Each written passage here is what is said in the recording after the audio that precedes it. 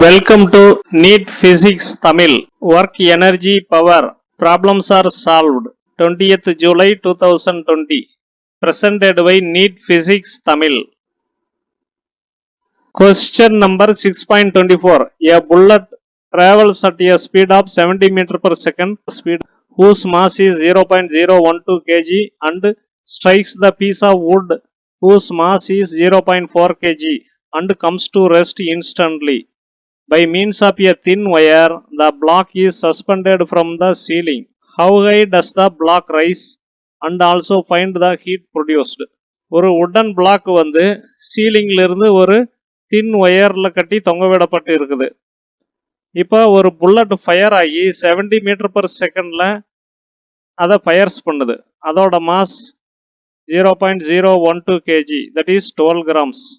இந்த பிளாக்கோட மாஸ் வந்து 0.4 kg or 400 grams. இந்த புல்லட் இந்த பிளாக்கை பயர்ஸ் பண்ணதும் தொலைச்சதும் உள்ள அது ஸ்டாப் ஆயிருது இன்ஸ்டன்ட்லி. அதுக்கப்புறம் இது கொடுத்த மொமெண்டத்தினால இந்த block along with the bullet inside rises. So அது என்ன ஹீட் ரைஸ் ஆச்சுன்னு கால்குலேட் பண்ண சொல்லியிருக்காங்க. Initially blocks position is at this point and on this line. அதுக்கப்புறம் புல்லட் அதை பயர்ஸ் பண்ணதும் புல்லட் கொடுக்குற மொமெண்டத்தில் ரைஸ் ஆகுது. ரைஸ் ஆகி இந்த ஹைட்டுக்கு போகுது.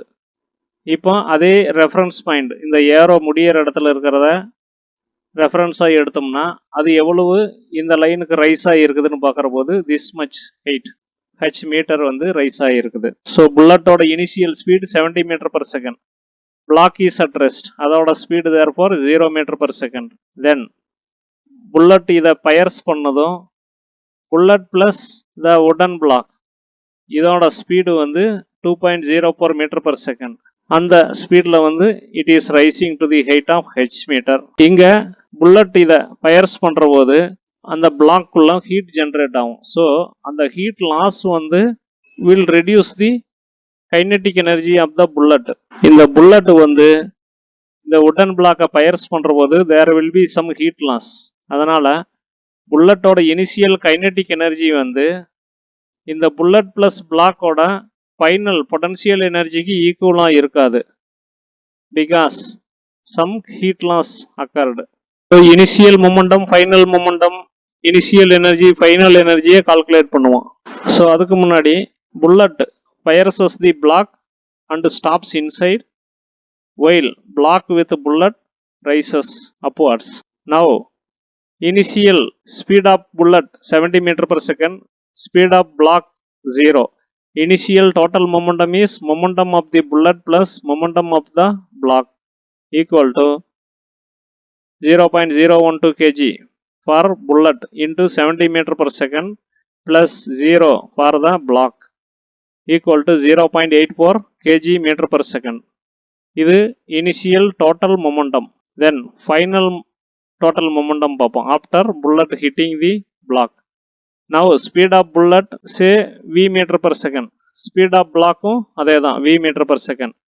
Final total momentum will be momentum of bullet plus momentum of block or simply momentum of bullet plus block system equal to 0.012 kg into v plus 0.4 kg into v equal to 0.412 v kg meter per second. Momentum is conserved. அதனால initial total momentum should be equal to final total momentum. Therefore, final velocity of the bullet plus block system வந்து 2.04 meter per second. 12 grams bullet 70 meter per secondல வர்றபோது அது இந்த wooden block which is 400 grams only mass அதை buyers பண்ணுற போது அந்த wooden block along with the bullet 2 meter per secondங்கிற ஸ்பீடில் தான் move ஆகுது. அதுக்கப்புறம் இந்த பிளாக் அண்ட் புல்லட் டுகெதர் என்ன ஹைட்டுக்கு போகுதுன்னு பார்ப்போம். So let the block and bullet together that is system rise by height H metre.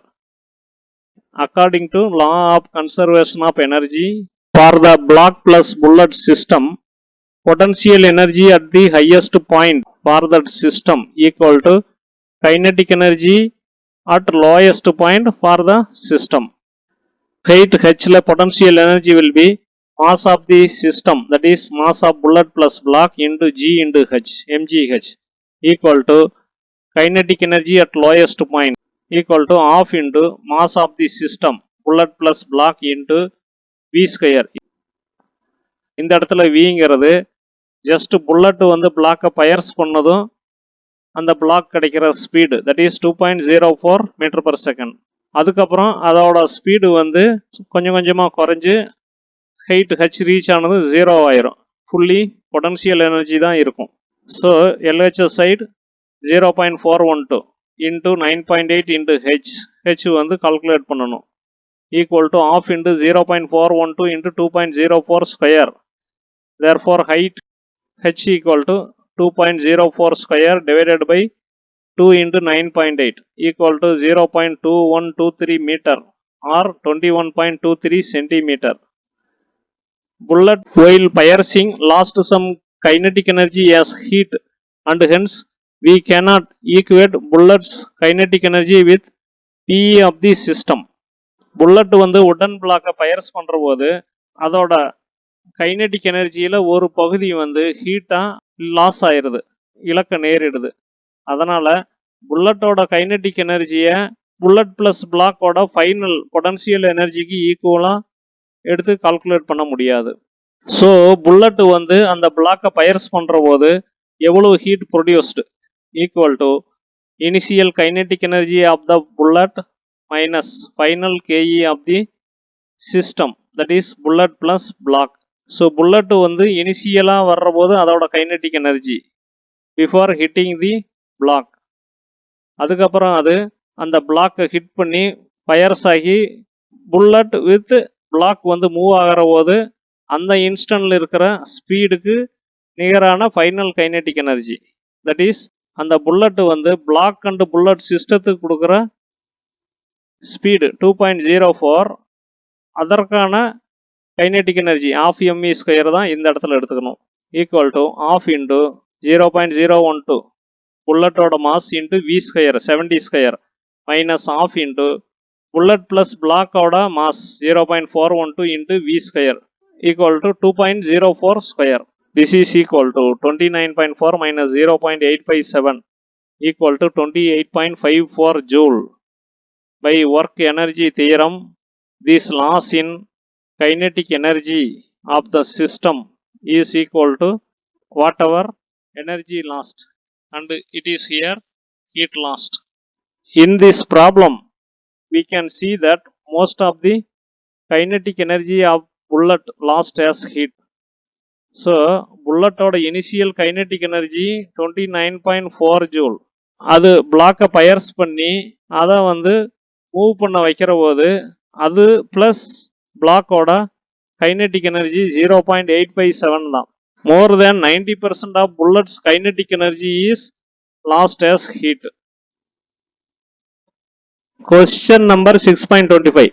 Two inclined frictionless tracks, one gradual and the other steep, meet at A from where two stones are allowed to slide down from rest, one on each track. Figure 6.16.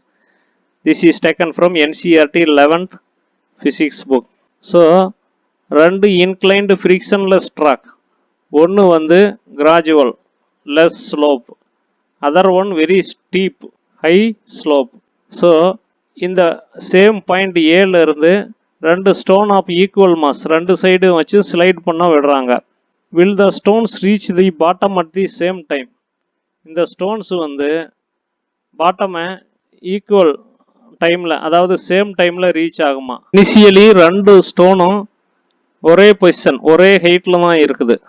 இந்த மாதிரி இருக்கிற போது ரெண்டு ஸ்டோனும் ஒரே டைமில் வந்து bottom position B and சியை வந்து ரீச் ஆகுமா? Will they reach there with the same speed. ரெண்டும் ரீச் ஆகிற போது சேம் ஸ்பீடில் ரீச் ஆகுமா? எக்ஸ்பிளைன் பண்ண சொல்கிறாங்க. இதில் θ1 இந்த ஆங்கிள் 30 டிகிரி, ஸ்டீப்பர் சைடு θ2 வந்து 60 degree, height that is altitude of this triangle வந்து 10 meter. What are the speeds and times taken by the two stones. ரெண்டு ஸ்டோனும் இந்த பாட்டம் பாயிண்ட் ரீச் ஆகிற போது என்ன ஸ்பீடில் ரீச் ஆகுது, அதுக்கப்புறம் time taken by the stones. First question, Will the stones reach the bottom at the same time? No. The stone moving down the steep plane will reach the bottom first. ரெண்டு ஸ்டோனும் ஒரே பொசிஷன்ல இருந்து start ஆனாலும் ரெண்டும் ஒரே டைம்ல bottom reach ஆகாது.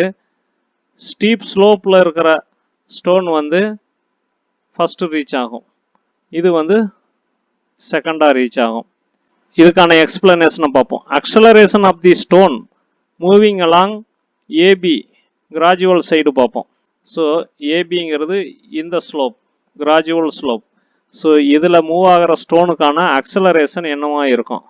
So acceleration due to gravity will be always vertically downwards, not perpendicular to the slope but vertically downwards, that is always towards the earth. Therefore acceleration along AB will be g sin theta 1. இந்த angle theta வா இருக்கிறதுனால இந்த angle will be 90 minus theta 1. அதனால g ஓட component along this will be g cos 90 minus theta 1, nothing but g sin theta 1. Acceleration along AC equal to g sin theta 2. along AB வந்து g sin theta 1 னு பார்த்தோம். அதே மெத்தட்ல acceleration along AC வந்து g sin theta 2. So theta 2 வந்து larger than theta 1. அதனால sin theta 2 larger than sin theta 1. Therefore g sin theta 2 will be larger than g sin theta 1.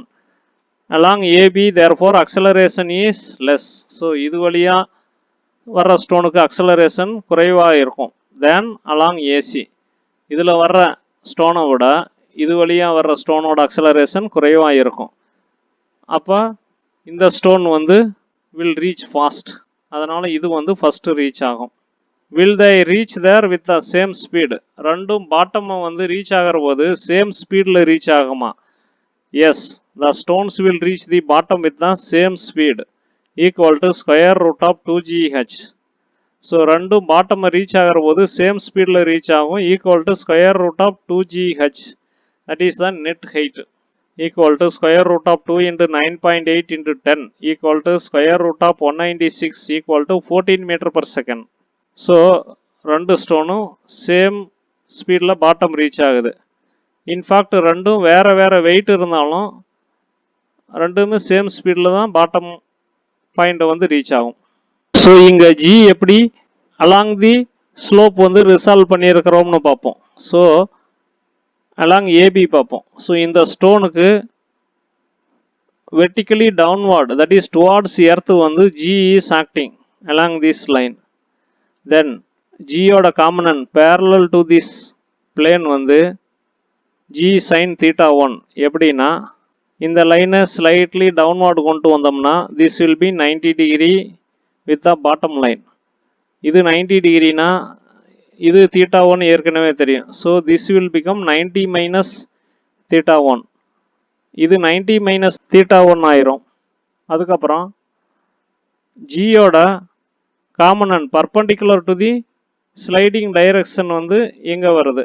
So that these two components will be perpendicular to one another and G will become hypotenuse of the right triangle. So இப்போ இது வந்து 90 minus theta 1. Therefore this will be theta 1. அப்போ இதுக்கு ஆப்போசிட்டில் இருக்கிற component of G parallel to the sliding direction will be G sin theta 1. இப்போ ரெண்டு ஸ்டோனும் எடுத்துக்கிற டைம் பார்ப்போம். இந்த ஸ்டோன் இந்த பாயிண்ட்ல இருந்து பாட்டம் வரத்துக்கு எவ்வளவு டைம் ஆகுது, இந்த ஸ்டோன் இதே பாயிண்ட் ஏல இருந்து பாட்டம் வரத்துக்கு எவ்வளவு டைம் ஆகுதுன்னு பார்ப்போம். Initial velocity of both the stones 0. Final velocity for both the stones v equal to 14 தான், சேம் தான். Then v equal to u plus at. Final velocity 14 equal to u 0, அதனால at. Time taken to reach the bottom will be t equal to 14 by a. Hence time taken by the stone along AB along this slope will be 14 by g sin theta 1 equal to 14 by g க்கு 9.8 sin theta 1 க்கு 30 degree equal to 14 by 9.8 into 1 by 2 sin 30 is half எல்லாத்தையும் calculate பண்ணால் 2.86 seconds. இப்போ stone along AC வந்து எவ்வளோ time எடுக்குதுன்னு பார்ப்போம். Equal to 14/g sin θ2 equal to 14/9.8 sin 60 degree equal to 14/9.8 into √3/2 equal to 1.65 seconds. So இந்த stone எடுத்துக்கிற time 1.65 seconds. Question number 6.26. A 1 kg block situated on a rough incline is connected to a spring constant 100 Newton per meter as shown in figure 6.17. This figure is taken from NCERT 11th physics book. So ஒரு 1 kg block வந்து ஒரு rough inclined surfaceல இருக்குது. இது வந்து connected to a spring. அந்த ஸ்ப்ரிங்கோட spring constant K வந்து 100 Newton per meter. The block is released from rest with a spring in the unstretched position. So இனிஷியலாக இந்த ஸ்ப்ரிங் வந்து அன்ஸ்ட்ரெச்டு கண்டிஷனில் இருக்குது. அந்த பொசிஷனில் இருக்கிற போது பிளாக் வந்து ஜஸ்ட் அது கூட கனெக்ட் ஆகியிருக்குது. இப்போ இந்த பிளாக்கை ரிலீஸ் பண்ணுறோம். ஸோ இந்த மாதிரி ரிலீஸ் பண்ணுற போது இந்த பிளாக் வந்து டவுன்வார்டு போகும். அப்போ இந்த ஸ்ப்ரிங் வந்து will get elongated, stretch ஆகும். The block moves 10 cm down the incline before coming to rest. இந்த block வந்து down the incline, இந்த inclined surfaceல downward 10 cm மூவ் ஆகுது. அதுக்கப்புறம் ரெஸ்ட்டுக்கு வந்துடுது. ஏன்னா இதோட மூவ்மெண்ட்டை ஃப்ரிக்ஷன் ரெசிஸ்ட் பண்ணும். அதே சமயம் spring also will pull it backwards. Find the coefficient of friction between the block and the incline. இந்த பிளாக்குக்கும் இந்த இன்க்ளைன்டு சர்ஃபேஸுக்கும் இடையில இருக்கிற கோஎபிசியன்ட் ஆஃப் ஃப்ரிக்ஷனை கால்குலேட் பண்ண சொல்றாங்க. Assume that the spring has a negligible mass and the pulley is frictionless. இந்த spring வந்து negligible mass இருக்கிறதாவும் இந்த புள்ளி இது வந்து ஃப்ரிக்ஷன்லெஸ்ஸாக இருக்கிறதாவும் அசியூம் பண்ணிக்க சொல்றாங்க. ஸோ இந்த பிளாக்கோட mass 1 kg, then weight mg will be downward acting vertically downward. So இது வந்து இந்த இன்க்ளைன்டு சர்ஃபேஸில் இந்த மாதிரி டவுன்வார்டு மூவ் ஆகிற போது normal force will be perpendicular to the slope and normal reaction will be perpendicular to the slope upwards along this line. இப்போ mg that is weight of the block வந்து எப்படி parallel to the incline வந்து resolve பண்ணலாம்னு பார்ப்போம். Resolving mg into two components implies that mg will become hypotenuse and the components are the other two sides of the right triangle. So ஒரு right triangle mg வந்து hypotenuse வர்ற மாதிரியும் அந்த components ரெண்டையும் other two sides that is perpendicular சைட்ஸாக வர்ற மாதிரியும் ஒரு ரைட் ட்ரையாங்கிள் வரைஞ்சோம்னா அதில் அந்த காம்பனன்ட்ஸை வந்து ரெண்டு சைடாக காட்ட போகிறோம். ஸோ இங்கே MG is along this DF, then component of MG parallel to the plane is DP, component of MG perpendicular to the plane that is perpendicular to this plane is PF, same as DG. இந்த angle 37 degree, இது 90 degree. Therefore this is 90 minus 37 degree. அப்போ இது வந்து 37 degree ஆயிரும். Therefore இதுக்கு ஆப்போசிட்ல இருக்கிற component parallel to the plane will be mg sin 37 degree. இது mg sin 37 degree னா இதுக்கு பர்பண்டிகுலரா இருக்கிறது naturally mg cos 37 degree. So mg is along df. df. Normal force n is along dg. Normal force வந்து இந்த பிளாக்ல perpendicular to the plane act ஆகும். That is along this line and here along dg. Vectorially that is equal to pf. And this is perpendicular to the sliding direction. So இங்க movement இந்த directionல இருக்கிறதுனால normal force will be perpendicular to that direction and the reaction will be upwards and perpendicular to the slope.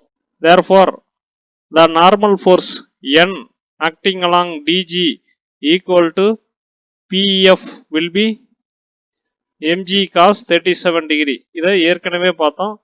இந்த component perpendicular to the plane வந்து mg cos 37 degree. Hence frictional force opposing sliding along dA, அதாவது இந்த டைரக்ஷன்ல ஸ்லோப்ல upward வந்து friction act ஆகும். Movement will be ஸ்லோப்ல டவுன்வார்டு, that is along dP. So that will be mu into normal force, that is mu into mg cos 37 degree. Force causing sliding is along dB, that is in the direction la force causing sliding, that is equal to mg sin 37 degree. This is simply the component of mg along the slope. Net movement downward இருக்கிறதால this is more than the frictional force. Therefore net force along AB is mg sin 37 degree. Force causing sliding minus frictional force mu mg cos 37 degree. At the same time spring resist the sliding. இதே time வந்து spring வந்து slide பண்றதுக்கு விடாம resist பண்ணும். இனிஷியலா அது stretch ஆகும், அதே சமயம் it will try to pull back the block. Then equilibrium develop ஆகும். At equilibrium change in potential energy of spring is equal to the work done by the net force causing sliding along AB. ஈக்லிபீரியத்தில் இந்த net force செஞ்ச ஒர்க்கும் இந்த spring stretch ஆகி அது ஃபர்தராக இந்த மூவ்மெண்ட்டை resist பண்ணுற போது ஸ்டோர் ஆகிற பொட்டன்ஷியல் எனர்ஜியும் பேலன்ஸ் ஆயிரும், ஈக்குவல் ஆயிரும். தட் மீன்ஸ் நெட் ஃபோர்ஸ் இந்த பிளாக்ல செஞ்ச ஒர்க்கும் இதில் ஸ்டோர் ஆகிற பொட்டன்ஷியல் எனர்ஜியும் ஈக்குவல் ஆயிரும். net displacement equal to 10 cm கொடுத்தாங்க, that is 0.1 meter.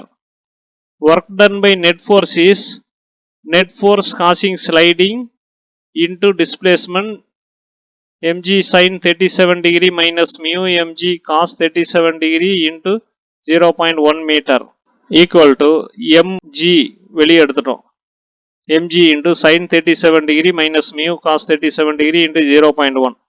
m is 1 kg 1 into g 9.8 within bracket sin 37 degree minus mu cos 37 degree into 0.1 equal to 1 into 9.8 into sin 37 degree வந்து 0.602 minus mu into cos 37 degree 0.799 into 0.1.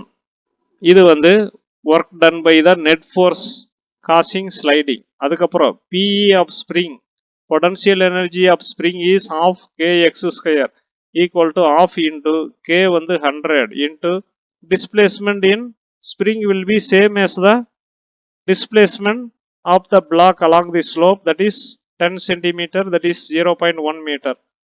எல்லாத்தையும் போட்டு calculate பண்ணா potential energy of spring is half. Equating these two, இதையும் equate பண்ணோம்னா mu கிடைச்சிரும். So இதெல்லாம் equate பண்ணி calculate பண்ணால் mu is 0.115. Coefficient of friction is equal to 0.115. இதுக்கு no units. Question number 6.27. A bolt of mass 0.3 kg falls from the ceiling of an elevator moving down with an uniform speed of 7 meter per second. ஒரு elevator, that is lift, அது வந்து moving down with uniform speed 7 meter per second. அப்போ அதோட சீலிங்ல இருந்து ஒரு bolt loose ஆகி falling down, அது ஃப்ளோர் ஆஃப் த லிஃப்ட்லேயே விழுது, லிஃப்டோட ஃப்ளோர் மேலேயே விழுந்துருது. அந்த போல்ட்டோட மாஸ் 0.3 kg. அந்த எலிவேட்டரோட length or height from ceiling வந்து 3 மீட்டர். அந்த போல்ட் அந்த மாதிரி லிஃப்டோட தரையில் விழுந்த பிற்பாடு டஸ் நாட் ரீபவுண்ட் ஆகலை. What is the heat produced by the impact? அந்த போல்ட் வந்து 3 மீட்டர் ஹைட்டில் இருந்து தரையில் விழுந்ததும் அந்த இம்பேக்டில் அந்த போல்ட் ப்ரொடியூஸ் பண்ணுற ஹீட் எவ்வளவு? Would your answer be different if the elevator were stationary? Elevator வந்து ஸ்டேஷனரியாக இருந்திருந்தா உங்கள் ஆன்சர் வந்து வேறையா இருக்குமா, டிஃப்ரெண்ட்டாக இருக்குமா? ஆன்சர் பார்ப்போம். The bolt's relative velocity with respect to the elevator is 0.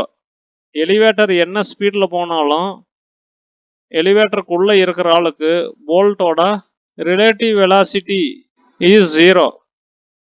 That is அது வந்து விழறதுக்கு முன்னாடி போல்ட்டு வந்து 0 வெலாசிட்டியில் இருக்கிற மாதிரி தான் அந்த லிஃப்ட்டுக்குள்ளே இருக்கிற ஆளுக்கு தெரியும். That is the meaning of bolts relative velocity with respect to the elevator. Bolts potential energy will be converted into heat on impacting the floor of the elevator. So bolt வந்து 3 meter ஹைட்டில் with respect to the floor of the lift இருக்கிற போது அதோட potential energy வந்து அது தரையை reach ஆனதும் கொடுக்குற இம்பேக்டில் ஹீட் எனர்ஜியாக கன்வெர்ட் ஆயிரும். That is mgh will be converted into heat energy. Therefore, heat produced is equal to mgh equal to 0.3 into 9.8 into 3. Calculate பண்ணா 8.82 joule. So, heat produced is 8.82 joule. If the elevator is stationary, in this case also the same heat will be generated. Elevator வந்து move ஆகாம ஸ்டேஷனரியா இருந்தாலும் இந்த கேஸ்லயும் same amount of heat will be generated if the bolt falls from the same height and hits the floor of the lift. Question number 6.28.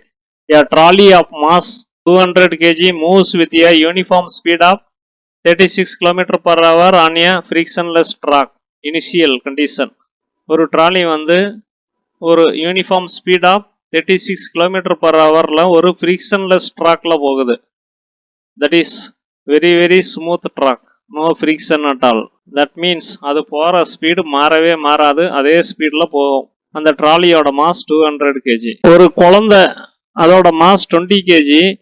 இது வந்து அந்த ட்ராலியில் ஒரு எண்டிலிருந்து இன்னொரு end which is 10 meter away, ரெண்டு எண்டுக்கு இடையில இருக்கிற டிஸ்டன்ஸ் 10 மீட்டர் இருக்கிற போது ஒரு எண்டுல இருந்து இன்னொரு எண்டுக்கு 4 மீட்டர் பர் செகண்டுங்கிற ஸ்பீடில் ஓடுது. இந்த ஸ்பீடு வந்து ரிலேட்டிவ் டு தி ட்ராலி. அந்த குழந்தை வந்து ஓடுற direction opposite to the trolley's motion. So இது வந்து ஃபைனல் கண்டிஷன். அதுக்கப்புறம் அந்த குழந்தை வந்து jumps out of the trolley, அந்த ட்ராலியிலிருந்து குதிச்சிருது. What is the final speed of the trolley? So இந்த குழந்தை வந்து ஓடுற போது ட்ராலியோட ஸ்பீடு என்ன? ஆக்சுவலாக அவங்க வந்து இந்த குழந்தை ஜம்ப் பண்ண பிறகு ட்ராலியோட ஸ்பீடு கேட்கல, குழந்தை வந்து ஓடுற போதே அந்த ட்ராலியோட ஸ்பீடு என்ன? How much has the trolley moved from the time the child begins to run. அந்த குழந்தை வந்து ஒரு எண்டிலிருந்து இன்னொரு எண்டு மூவ் ஆகி முடிக்கிறதுக்குள்ள ட்ராலி வந்து எவ்வளவு டிஸ்டன்ஸ் ட்ராவல் பண்ணியிருக்கும். இந்த இடத்துல சிஸ்டம் வந்து the boy and the trolley. Initial momentum பார்ப்போம். இனிஷியலா mass of the trolley plus boy into initial velocity or speed of the trolley. So இங்கே ஸ்பீடு ஈக்குவல் டு வெலாசிட்டி, ஏன்னா இது வந்து one dimensional motion. So 36 km per hour. இதை metre per செகண்டாக மாற்றணும்னா 10 metre per second. Trolley mass 200 plus பாயோட mass 20, ரெண்டும் kg into 10 metre per second equal to 2200 KG meter per second.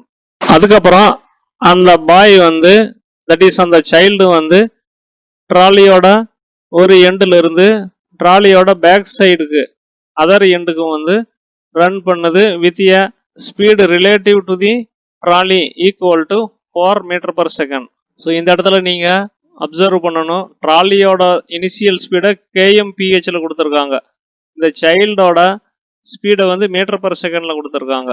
எல்லாத்தையும் நீங்கள் மீட்டர் பர் செகண்ட் தான் மாற்றணும். ஸோ இந்த பாய் வந்து ரன் பண்ணுற போது gives impulse to the trolley. அந்த ட்ராலிக்கு ஒரு இம்பல்ஸை கொடுத்து சேஞ்சஸ் இட்ஸ் ஸ்பீடு, அதோட ஸ்பீடை சேஞ்ச் பண்ணி moving with the speed. However total momentum is conserved. So அந்த குழந்தை வந்து அந்த ட்ராலிக்கு ஒரு இம்பல்ஸ் கொடுத்து ஓடுற போது ட்ராலியோட ஸ்பீடு இன்க்ரீஸ் ஆகுது, அந்த குழந்தையும் ஆப்போசிட் டைரக்ஷனில் ஒரு ஸ்பீடில் மூவ் ஆகுது. டோட்டல் மொமெண்டம் இதுலேயும் கன்சர்வ் ஆகிருக்கும். ஸோ இனிஷியல் மொமெண்டம் என்னவோ அதே தான் இங்கேயும் டோட்டல் மொமெண்டமாக இருக்கணும். This is similar to a person in a boat in a river running to the direction opposite to the velocity of the boat and jumping. So ஒரு போட்டில் வந்து இருக்கிற ஒரு ஆள் போட்டு போகிற டைரக்ஷனுக்கு ஆப்போசிட் டைரக்ஷனில் ஓடி ரன் பண்ணா ஜம்ப் பண்ணா அந்த போட்டு வந்து முன்னாடி போயிட்டு இருந்த ஸ்பீடை விட அதிகமான ஸ்பீடில் பேக்வேர்டு போகும். ஏன்னா இந்த ஆள் ஜம்ப் பண்ணுற போது அதை வந்து கொஞ்சம் ஸ்பீடாக பேக்வேர்டு புஷ் பண்ணுவாங்க. இந்த இடத்துலையும் அதே மாதிரி தான் இந்த சைல்டு வந்து ஒவ்வொரு ஸ்டெப்பும் வச்சு ரன் பண்ணுற போது ஒரு இம்பல்ஸ் வந்து ட்ராலி கொடுத்து அதை பேக்வேர்டு புஷ் பண்ணுவாங்க. ஏன்னா அந்த ட்ராக்கு வந்து ஃப்ரிக்ஷன்லெஸ். ஸோ இந்த ட்ராலியில் இந்த பையன் கொடுக்குற இம்பல்ஸ்லேயே அது வந்து இன்னும் ஈஸியாக ஸ்லிப் ஆகும். Let v metre per second be final velocity of the trolley with respect to the ground. So இந்த ட்ராலியோட ஃபைனல் வெலாசிட்டி ஆர் ஸ்பீடு வந்து v metre per second with respect to கிரவுண்டுன்னு எடுத்துக்கிறோம். இனிஷியலாக அதோட ஸ்பீடு வந்து 36 kilometre per hour or 10 metre per செகண்ட்னு கொடுத்துருந்தாங்க. That is also with respect to the ground. That is outside அப்சர்வருக்கு வந்து அது 10 மீட்டர் பர் செகண்டில் இனிஷியலாக போன மாதிரி தெரிஞ்சுது. இப்போ ஃபைனல் ஸ்பீடை வந்து v மீட்டர் பர் செகண்ட்னு எடுத்துக்கிறோம். The boy is running opposite to the trolley at speed 4 metre per second with respect to trolley. அந்த ட்ராலியோட டைரக்ஷனுக்கு ஆப்போசிட்டில் வந்து அந்த பையன் வந்து 4 மீட்டர் பர் செகண்ட் ஸ்பீடில் ஓடுறான். அந்த speed with respect to trolley. That is with respect to an observer sitting in the trolley. So அந்த ட்ராலியில் ஒரு அப்சர்வர் இருந்தால் அவரை பொறுத்த வரைக்கும் 0 ஸ்பீடில் தான் இருக்கிறதா அர்த்தம். For out cider he will be moving with the trolley speed. அவருக்கு அந்த பையன் ஓடுற போது அந்த பையன் வந்து 4 மீட்டர் பர் செகண்ட்ல ஓடுற மாதிரி தெரியும். This is the speed of the child with respect to trolley. That is 4 metre per second. Hence the boy's relative speed with respect to ground. That is வெளியில் இருக்கிற ஒரு அப்சர்வருக்கு கிரவுண்டில் இருக்கிற ஒரு அப்சர்வருக்கு அந்த பாயோட relative speed will be v minus 4 metre per second. அந்த பாய் வந்து ஓடாமல் இருந்தால் வெளியில் இருக்கிற அப்சர்வருக்கு அந்த பாய் வந்து v மீட்டர் பர் செகண்ட்ல போகிற மாதிரி தெரியும். இப்போ அந்த பையன் வந்து ஆப்போசிட் டைரக்ஷனில் ஓடுறதுனால அந்த ஸ்பீடை மைனஸ் பண்ணுறோம். Therefore v minus 4 metre per second ஸ்பீடில் boy will be running with respect to the ground. Now final momentum is total momentum 200 into v trolley's mass into final velocity. ஏன்னா நம்ம ஃபைனல் மொமெண்டம் கால்குலேட் பண்ணுறோம். Plus child's mass 20 kg into child's final velocity v minus 4. Child's momentum is 20 into v minus 4. இது final momentum ங்கிறதுனால mass into final speed 20 into v minus 4. இந்த momentum conservation வந்து with respect to or for an observer outside தான் நாம apply பண்றோம். So initial மொமெண்டமும் for an observer outside, final momentum as per an observer outside. Total momentum is conserved. Therefore, initial total momentum 2200 equal to 200 v plus 20 into v minus 4, that is 20 v minus 80. Therefore, v equal to 10.36 meter per second. So, இந்த பையன் வந்து trolley டைரக்ஷனுக்கு ஆப்போசிட்ல ஓடுறதுனால ட்ராலியோட speed increase ஆகிருக்கு. இனிஷியலாக 10 metre per second இருந்தது, இப்போ 10.36 metre per செகண்டாக இன்க்ரீஸ் ஆகிருக்கு. லென்த் ஆஃப் த ட்ராலி வந்து 10 மீட்டர். ஸோ அந்த பையன் வந்து 10 மீட்டர் டிஸ்டன்ஸுக்கு தான் ரன் பண்ணியிருப்பான். So bye will take 10/4 seconds, that is distance by boy's speed, to run the length of the trolley before jumping. Jump பண்ணுறதுக்கு முன்னாடி ட்ராலியோட லென்த்தை வந்து ரன் பண்ணுறதுக்கு இவ்வளோ time எடுத்திருப்பான். That is equal to 2.5 seconds. இந்த 2.5 secondsல trolley will move a distance of velocity into time. 2.5 into 10.36 equal to 25.9 meter. இது வந்து final velocity, final speed. ஏன்னா அந்த பையன் ஓடுற போது இந்த ட்ராலியோட ஸ்பீடு இன்க்ரீஸ் ஆகிருக்கு. ஸோ அந்த பையன் 2.5 seconds ரன் பண்ணுற போது அதே டைமில் இது வந்து 2.5 into 10.36 மீட்டர் வந்து ட்ராவல் பண்ணியிருக்கும், equal to 25.9 metre distance. Question number 6.29. இது ரொம்ப இன்ட்ரெஸ்டிங்கான question. Which of the following potential energy curves in figure 6.18 cannot possibly describe the elastic collision of two billiard balls? ரெண்டு பில்லியர்ட் பால்ஸோட எலாஸ்டிக் கொலிஷனை எந்த potential energy curve வந்து describe பண்ணாது? This figure is taken from NCERT 11th physics textbook. So இது எல்லாமே potential energy curve for two billiard balls colliding. இதில் எந்த பிக்சர் வந்து elastic collision of the two billiard பால்ஸை வந்து டிஸ்கிரைப் பண்ணாது? இதுவா இதுவா இதுவா இதுவா or this? Here r is the distance between centers of the balls. இந்த பில்லியர்ட் பால்ஸோட சென்டர்ஸ் இடையில இருக்கிற டிஸ்டன்ஸ் வந்து small r. In elastic collision, the potential energy due to the forces on the two billiard balls is inversely proportional to the distance between them. Elastic collisionல potential energy due to the forces on the two billiard balls is inversely proportional to the distance between them. இந்த ரெண்டு billiard பால்ஸ்க்கு இடையில இருக்கிற டிஸ்டன்ஸுக்கு inversely ப்ரொபோர்ஷனலா potential energy due to the forces acting on them will be there. That is not potential energy due to gravity. இந்த ஹெயிட்னாலேயோ கிராவிட்டியாலேயோ கிடைக்கிற potential energy கிடையாது. இந்த billiard balls move பண்ணுற போது அந்த ஃபோர்ஸ்னால கிடைக்கிற பொட்டன்ஷியல் எனர்ஜி வந்து inversely proportional to the distance between them, that is this distance. So இதுதான் அந்த ரெண்டு பில்லியர்ட் பால், ரெண்டோட ரேடியஸ் வந்து r ரெண்டுமே ஈக்குவல் மாஸ் இருக்கிற பில்லியர்ட் பால்ஸ். ரெண்டோட சென்டர்ஸ்க்கு இடையில இருக்கிற டிஸ்டன்ஸ் ஸ்மால் r. ஸோ இந்த ரெண்டும் கொலைட் பண்ணுற போது ரெண்டுக்கும் இடையில இருக்கிற டிஸ்டன்ஸுக்கு இன்வெர்ஸ்லி ப்ரொபோர்ஷனலாக potential energy due to the forces acting on them இருக்கும். தட் இஸ் ரெண்டு மேலேயும் ஒரு ஃபோர்ஸ் ஆக்ட் பண்ணி ரெண்டையும் கொலைட் பண்ண வைக்குது. அந்த ஃபோர்ஸ்னால கிடைக்கக்கூடிய பொட்டன்ஷியல் எனர்ஜி வந்து inversely proportional to r. When they touch one another on collision, the distance between their centers is 2r. ரெண்டும் ஒன்று டச் பண்ணுற போது ரெண்டுக்கு இடையில இருக்கிற டிஸ்டன்ஸ் வந்து 2rக்கு ஈக்குவலாக இருக்கும். And distance between the balls is 0. ரெண்டும் ஒன்று டச் பண்ணதுனால டிஸ்டன்ஸ் பிட்வீன் தம் இஸ் 0. இது வந்து எலாஸ்டிக் கொலிஷனாக இருந்தால் பொட்டன்ஷியல் எனர்ஜி வில் பி 0. அதுக்கப்புறம் அது ரொம்ப மெர்ஜ் ஆகி, தட் இஸ் அப்ளை பண்ண ஃபோர்ஸ் ரொம்ப ஸ்ட்ராங்காக இருந்து ரெண்டையும் ஸ்குவீஸ் பண்ணி மெர்ஜ் பண்ண வச்சதுன்னா then r will become less than 2r.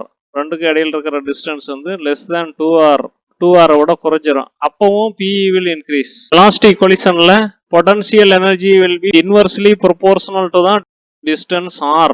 r வந்து distance between centers of the billiard balls. So r அதிகமானா PE குறையும், r குறைஞ்சா PE அதிகமாகும்.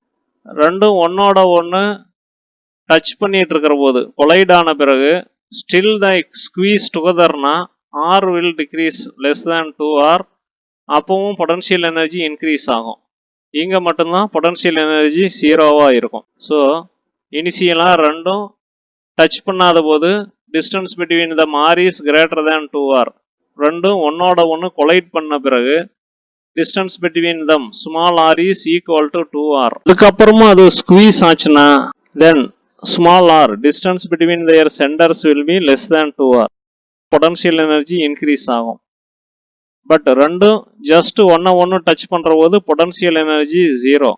இதில் எந்த பொட்டன்ஷியல் எனர்ஜி கர்வ் வந்து கரெக்டாக இந்த பில்லியர்ட் பால்ஸோட எலாஸ்டிக் கொலிஷனை டிஸ்கிரைப் பண்ணுது அப்படின்னு பார்ப்போம். ஸோ இந்த figure is taken from NCERT 11th physics textbook. Case 1 r equal to 2rல contact of the two balls. இந்த இடத்துல minimum distances possible between the centers of the two billiard balls and potential energy should be 0. r equal to 2rல potential energy 0வா இருக்குது.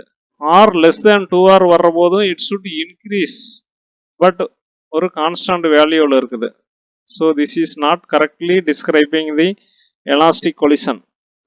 இந்த பிக்சரில் r equal to 2r ல Pe should be 0, that is V of r should be 0. ஆனா அந்த மாதிரி இல்லை. Therefore this is not the correct potential energy curve. இங்க r equal to 2r ல potential energy 0. அதுக்கப்புறம் r less than 2r இந்த side first increase ஆகுது, அதுக்கப்புறம் டிக்ரீஸ் ஆகுது. இது வந்து கரெக்ட் கிடையாது. It should be keep on increasing. Therefore this is not the correct potential energy curve. இந்த கர்வ்லாம் r equal to 2r ல potential energy 0, 2r left side increase ஆகி அப்புறம் டிக்ரீஸ் ஆகுது. So this is not correctly describing. இதில் r equal to 2r ல வந்து potential energy 0, r less than 2r வந்து it is increasing. அதுக்கப்புறம் r greater than 2r it should not increase, அதனால 0வா இருக்கலாம். r greater than 2r potential energy 0வா இருக்கலாம். அதனால இதுதான் correctly describing the elastic collision of the two billiard balls. இந்த கர்வ்ல r equal to 2r potential energy not equal to 0, அதுக்கப்புறம் r greater than 2r அது வந்து ஒரு கான்ஸ்டன்ட் வேல்யூவில் இருக்கு. So at r equal to 2r potential energy not equal to 0, அதனால இதுவும் not correctly describing the elastic collision.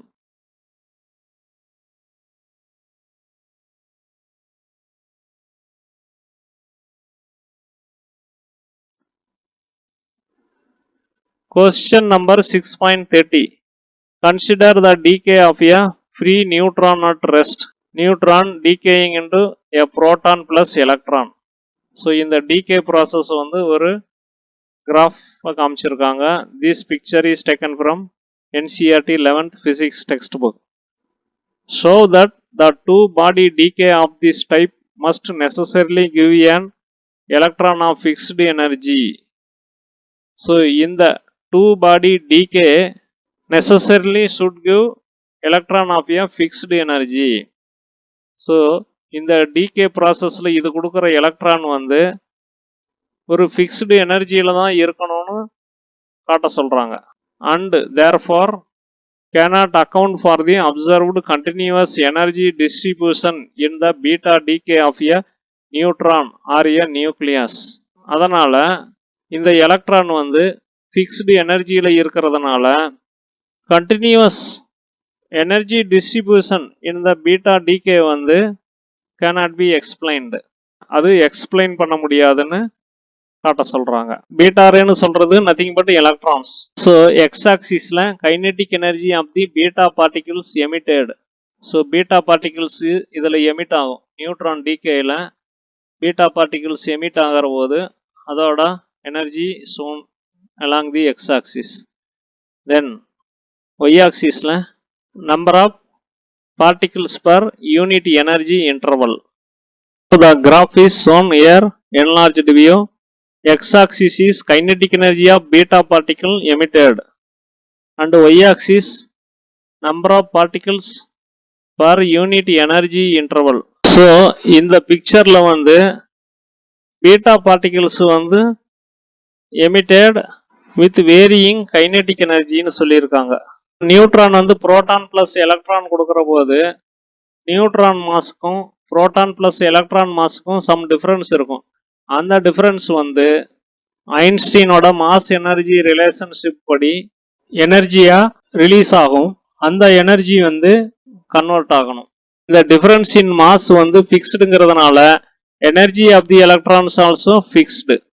Since the difference in mass is fixed, the energy of the electrons is also fixed. Electrons is same as beta ray. So in the question la beta ray nu சொல்றது nothing but electrons. So difference in mass due to neutron decay வந்து fixedங்கிறதுனால release ஆகிற எலக்ட்ரானோட எனர்ஜியும் ஃபிக்ஸ்டாக தான் இருக்கணும்.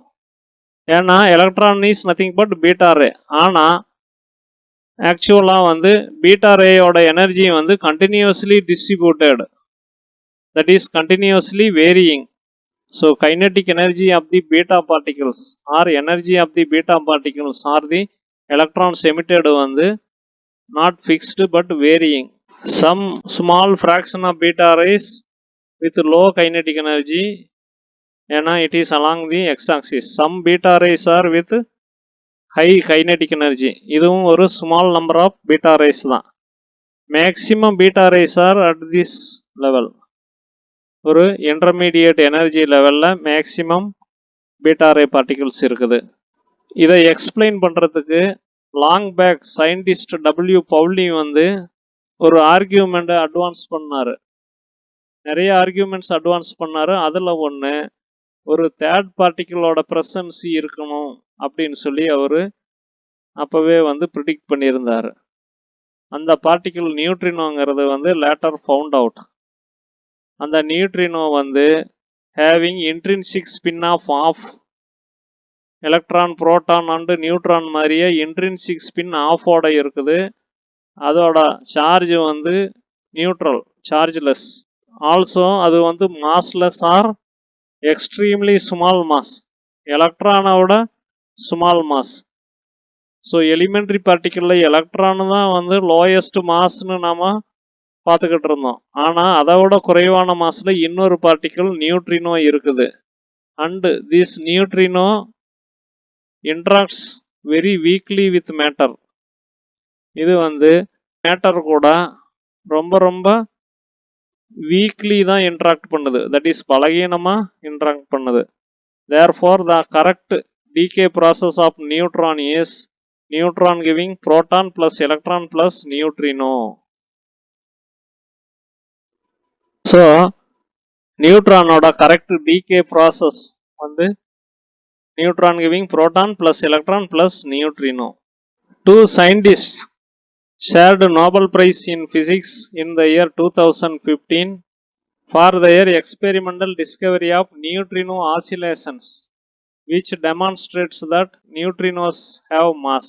அந்த ரெண்டு சயின்டிஸ்டும் யாருன்னா Takaaki Kajita of Japan and Arthur B McDonald of Canada.